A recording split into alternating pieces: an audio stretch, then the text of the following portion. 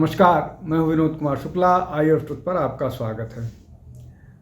लोकसभा के चुनाव में जिस तरह की सफलता का कांग्रेस दावा कर रही है, वो पूरी की पूरी सफलता हरियाणा के चुनाव में बिखर गई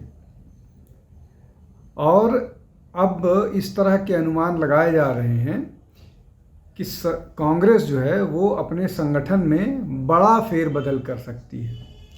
अब इसके बहुत सारे कारण हैं, एक एक करके चर्चा करते हैं।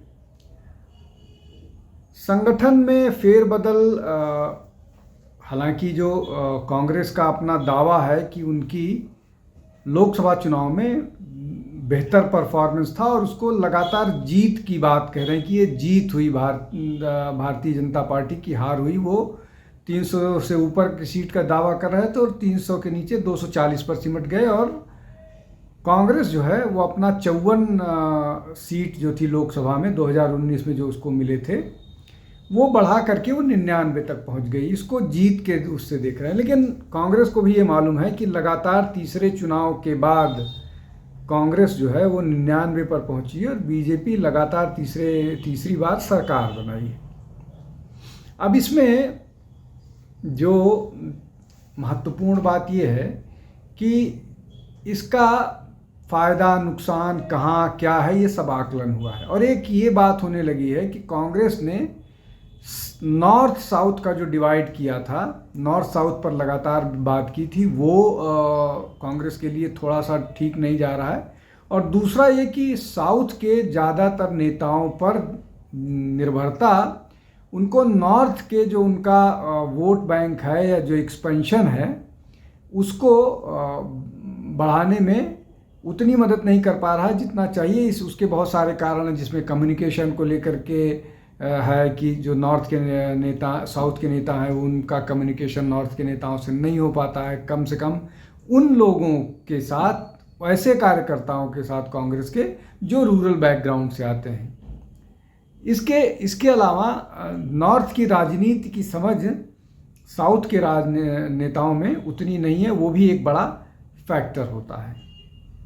हालांकि अब इसमें जिन लोगों के रिप्लेसमेंट की बात आ रही है एक दूसरे से, वो भी कुछ बहुत अच्छा नहीं दर्शा रहे हैं। खैर, मैं बात कर रहा हूँ केसी वेणुगोपाल और जयराम रमेश को लेकर के। इस तरह की बातें लगातार कांग्रेस के सूत्रों के माध्यम से आ रही है कि केसी वेणुगोपाल जो संगठन महासचिव हैं, उनको रिप्लेस किया जा सकता है और उनको रिप्लेस करने में कौन कौन से लोग हैं जो दावेदार हो सकते हैं।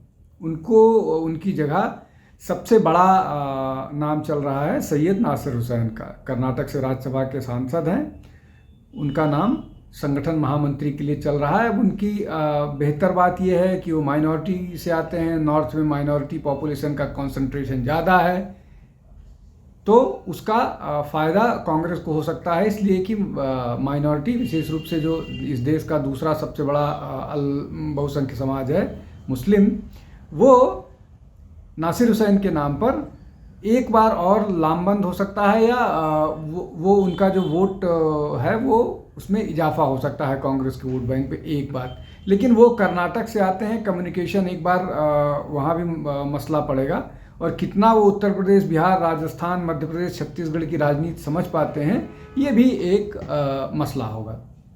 अब इसमें दूसरा नाम सचिन पायलट का है। सचिन पायलट को लेकर के भी बहुत मजबूती के साथ ये बात कही जा रही है कि उनको ये जिम्मेदारी दी जा सकती है, और भूपेश बघेल तीसरा नाम है जिनको ये काम दिया जा सकता है। तो ये 3 हो गए जिनको संगठन की जिम्मेदारी दी जा सकती है।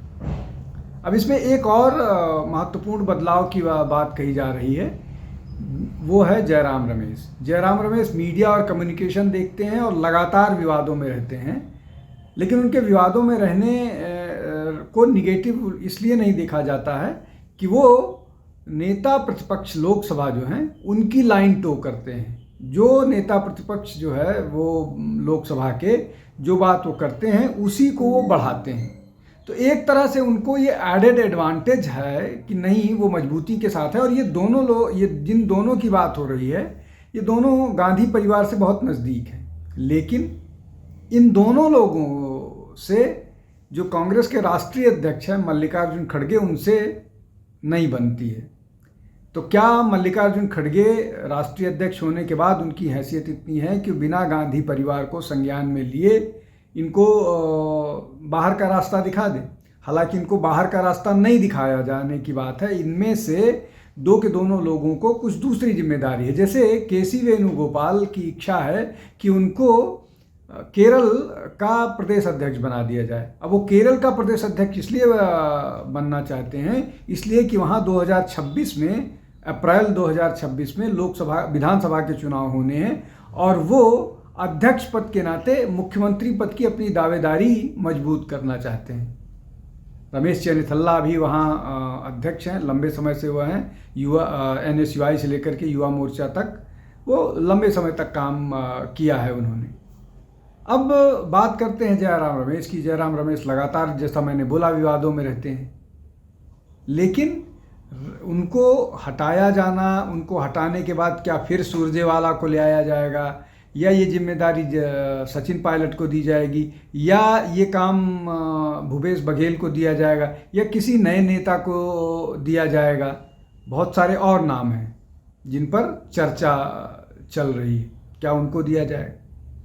और उनको दिया जाएगा तो वो कितना इस मामले में इस बात को आगे लेके जा पाएंगे, या जो मीडिया और कम्युनिकेशन की जिम्मेदारी सैयद नासिर हुसैन को दे दी जाएगी?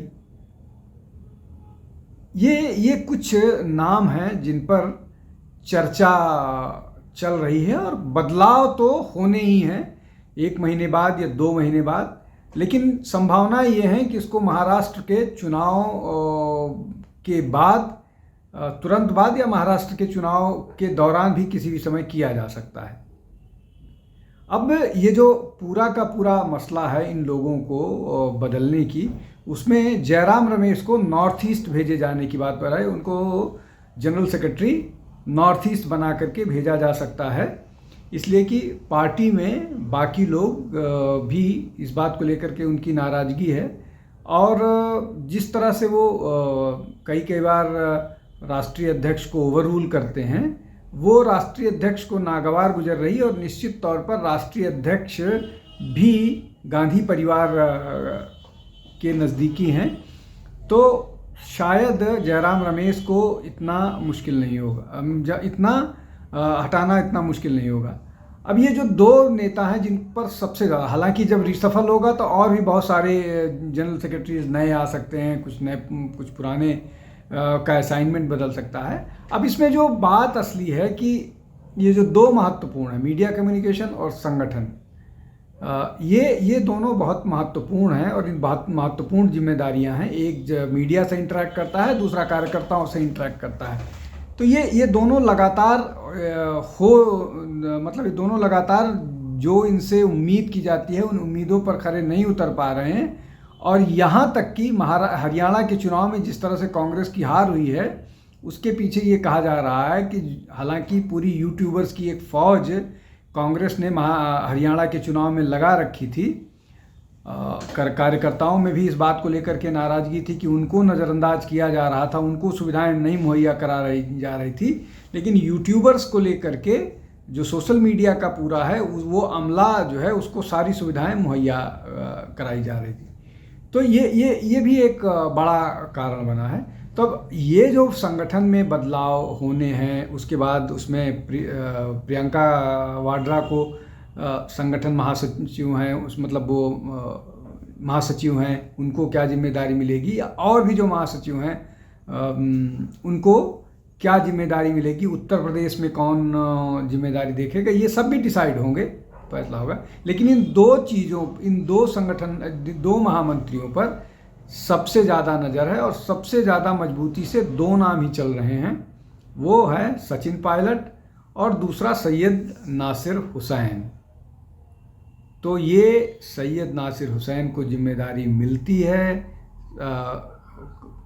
और सचिन पायलट को जिम्मेदारी मिलती है, ये तो आने वाला समय बताएगा। लेकिन जिस तरह से महाराष्ट्र में इन दोनों नेताओं को बड़ी जिम्मेदारी के साथ भेजा गया है, हालांकि जैसे तो 8 लोग हैं, लेकिन उसमें से ज़्यादातर कोई पूर्व मुख्यमंत्री है, कोई उप मुख्यमंत्री है। नासिर हुसैन ये अकेले ऐसे व्यक्ति हैं जो साधारण एमपी है और उनको महाराष्ट्र भेजा गया है। तो क्या बदलाव होंगे और कितनी जल्दी बदलाव होंगे, इस पर हमारी नज़र बनेगी, लेकिन बदलाव संभावी हैं। आप आई ऑफ ट्रुथ पर आते रहिए, हमको देखते रहिए। फिर किसी विषय के साथ हाजिर होगा। बहुत बहुत धन्यवाद। नमस्कार। हमारे चैनल आई ऑफ ट्रुथ को सब्सक्राइब कीजिए यूट्यूब पर, इसे फॉलो कीजिए फेसबुक पर, इंस्टाग्राम पर, ट्विटर पर और कू पर।